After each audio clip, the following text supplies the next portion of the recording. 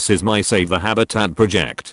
The habitat I have chosen is a miniature forest in the epicenter of Royal Run. Here are some pictures. This marvel of a habitat is about to be demolished for more industrial and housing area. If this happens, much of the animal life present in this location will die or be displaced. All autotrophs such as plants and flowers will die, which will render the local ecosystem destroyed and will eliminate many natural resources found in that area. Some abiotic resources include wood, sunlight, and limestone, which is used to make chalk.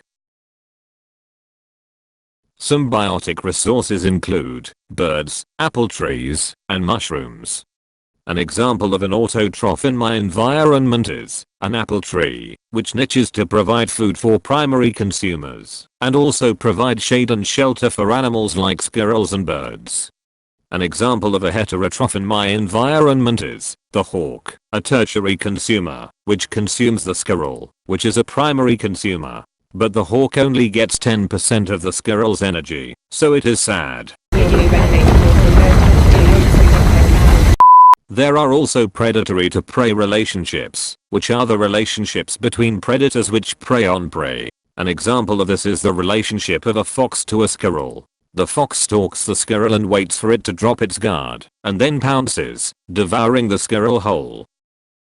Just like predator to prey relationships, there are also herbivore to plant relationships, which are the relationships between herbivores and the plants it consumes. An example of this is the relationship of a squirrel to an oak tree. The squirrel finds acorns which have fallen from the tree and store and eat them.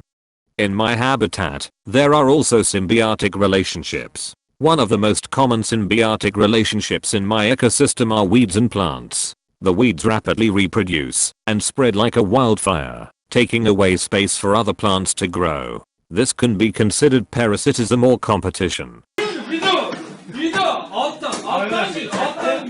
Alright. To wrap things up, here is a picture of an energy pyramid that shows the 4 trophic levels of my ecosystem.